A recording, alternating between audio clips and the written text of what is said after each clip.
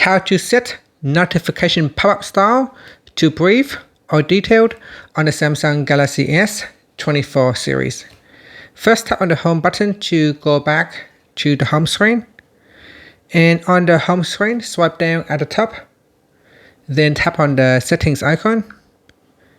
Next, in the settings page, scroll down and then tap on notifications. After that, tap on notification pop-up style. And in here, you could select brief or detailed.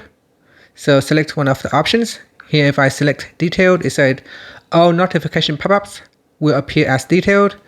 Or if you select brief, you can choose which apps to show as a brief notification or pop-up style. And you can also use the edge lighting style with the brief pop-up notification. And that's it. So select one of the options. And finally, you can tap on the home button to go back to the home screen. Thank you for watching this video. Please like and subscribe to my channel for more videos.